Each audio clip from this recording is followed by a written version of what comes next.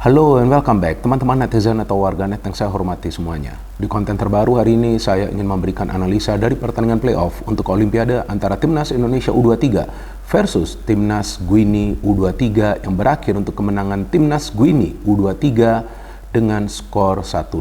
Dengan hasil akhir ini berarti Timnas Indonesia U23 gagal lolos ke Olimpiade yang akan diselenggarakan pada bulan Juli nanti di Prancis, tepatnya di kota Paris.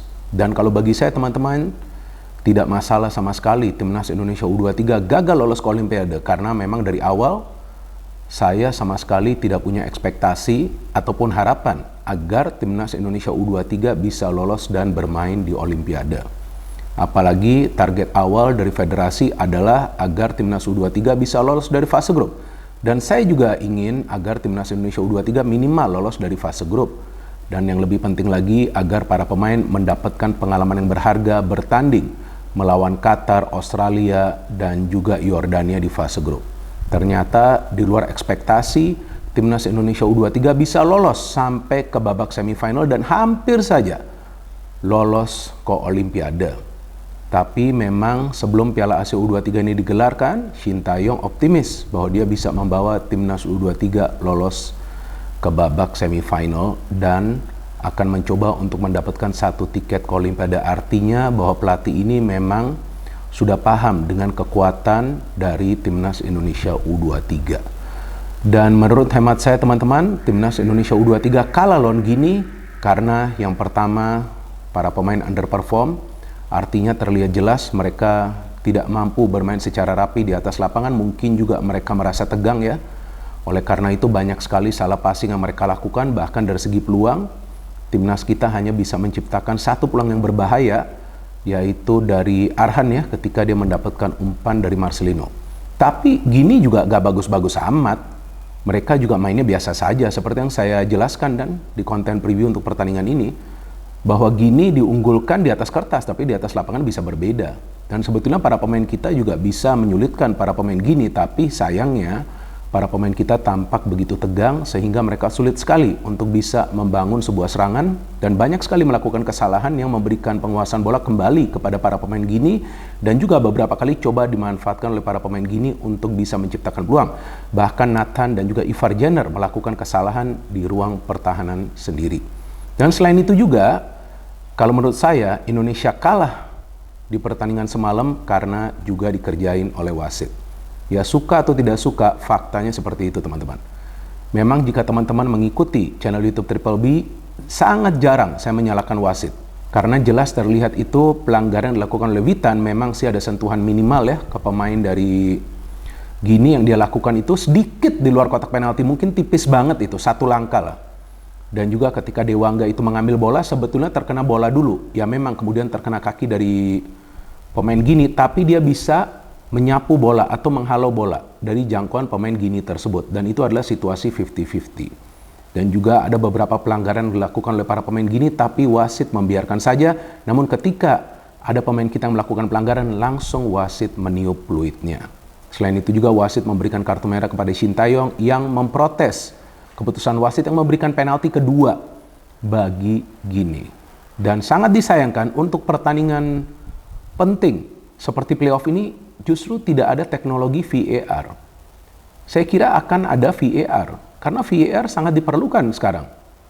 Di era sepak bola modern kan teman-teman, jangankan di level Asia, di level Eropa saja kan sudah ada banyak kesalahan dilakukan oleh para wasit yang bertugas, padahal ada VAR. Contohnya, di pertandingan semifinal Liga Champions, leg kedua antara Madrid versus Munchen, itu kan kesalahan yang dilakukan oleh asisten wasit yang mengangkat bendera terlalu cepat.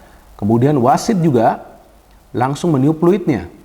Ya, artinya dia mengikutilah keputusan dari asisten wasit, dan setelah pertandingan asisten wasit tersebut mengatakan kepada pemain Bayern Munchen, De Ligt, bahwa dia melakukan kesalahan. Nah, artinya kan jika di Eropa yang kita tahu ya, mereka memakai teknologi VAR yang wasit-wasitnya ini sudah biasa ya memimpin pertandingan-pertandingan yang penting, mereka saja bisa membuat kesalahan.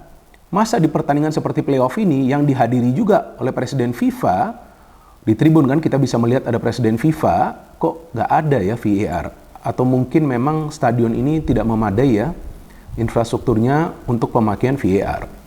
Dan kalau memang pertandingan ini dimainkan di lapangan latihan, ya itu mungkin memang sudah ditentukan sebelumnya ya. Tapi sangat disayangkan tidak ada VAR, karena seandainya ada VAR mungkin akan ada koreksi atau juga panggilan dari ruang VAR kepada wasit yang bertugas di atas lapangan.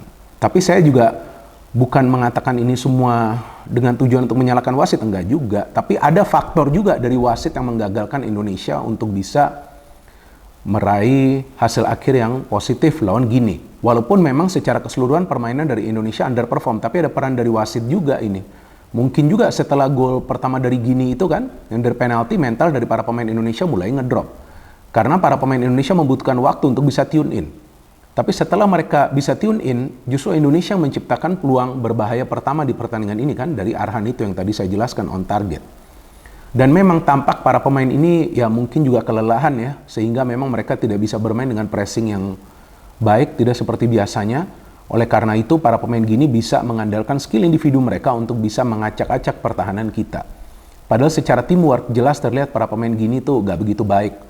Dan saya sudah katakan ini sebelumnya kan kepada teman-teman bahwa para pemain Gini akan lebih cepat membangun serangan mengandalkan skill individu mereka dan juga dengan mengandalkan crossing-crossing. Tapi kita aman saja tuh. Hernando Ari gak buruk juga, ya kan, performanya. Tapi yang menjadi masalah nih ketika para pemain kita tidak bisa build up. Nah ini kurang lebih situasinya sama ketika lawan Uzbekistan. Para pemain kita tidak bisa build up serangan, kemudian banyak sekali kesalahan yang mereka lakukan di lini pertahanan yang memberikan peluang bagi para pemain Gini untuk bisa menciptakan peluang dengan harapan mereka bisa mencetak gol. Jadi memang secara keseluruhan kita tidak melihat performa dari Timnas U23 seperti yang mereka tunjukkan di Piala Asia U23 mulai dari fase grup sampai mereka bisa mengalahkan Korea Selatan melalui adu penalti. Ya mungkin juga ada faktor karena Timnas U23 tidak full tim kan. Memang banyak yang akan mengatakan nggak bisa seperti itu dong, nggak boleh dipakai alasan seperti itu. Tapi kalau menurut saya, ya sesuai dengan pengalaman saya selama puluhan tahun sebagai pengamat, ya memang sih sebuah tim itu ada yang namanya pemain yang mereka andalkan, bukan pemain bintang, pemain-pemain pilar ya. Dan kadang-kadang ketika pemain-pemain pilar ini absen, tentu sulit bagi tim tersebut untuk perform. Bahkan sebelum Piala Asia U23 ini digelar, kan saya jelaskan kepada teman-teman bahwa target dari Shin Taeyong untuk membawa timnas Indonesia lolos ke babak semifinal itu sebetulnya tampak tidak realistis di atas kertas. Tapi gak ada salahnya juga kita bermimpi kan. Namun kita harus bermimpi dengan mata terbuka. Artinya tergantung lagi kepada performa dari para pemain. Dan jika timnas Indonesia U23 full tim, maka bukan tidak mungkin akan bisa lolos ke semifinal. Saya tidak mengatakan untuk lolos ke Olimpiade, tapi bisa lolos ke semifinal.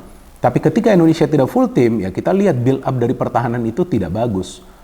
Absen Rizky Ridho dan juga Justin Hubner sedikit banyak ada mempengaruhi lah pola permainan dari Indonesia yang kita tahu sejak dilatih oleh Shin Taeyong, para pemain harus merancang sebuah proses serangan dari lini pertahanan. Walaupun Shin Taeyong melakukan begitu banyak perubahan dengan melakukan pergantian pemain kan, seperti Sananta masuk, Hoki Caraka masuk, tapi striker-striker ini kan adalah striker-striker yang membutuhkan suplai bola. Ketika suplai bolanya itu tidak lancar ke depan, bagaimana caranya bisa menciptakan peluang?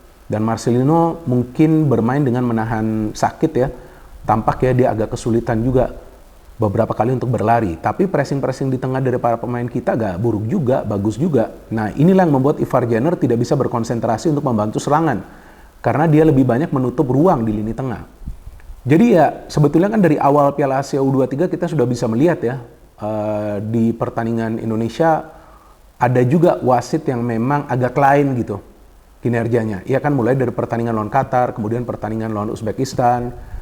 Ya itu yang membuat kita tentu emosi. Tapi ya seperti yang tadi saya katakan, dalam hal ini saya tidak ingin menyalahkan wasit secara keseluruhan karena para pemain kita juga underperform.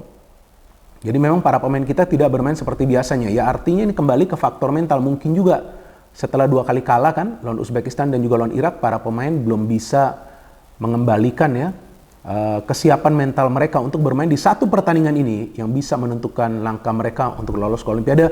Tapi teman-teman jujur nih ya, saya bukannya ingin lip service, saya bukan ingin menyenangkan teman-teman. Tapi kalau bagi saya, ini adalah versi terbaik dari Timnas Indonesia U23. Ini adalah versi terbaik. Dan seandainya Timnas Indonesia U23 juga full tim untuk pertandingan playoff ini, maka bisa saja mereka menang dan lolos ke Olimpiade. Karena Gini jelas sekali bukanlah tim yang istimewa. Dan tentunya bukanlah super tim.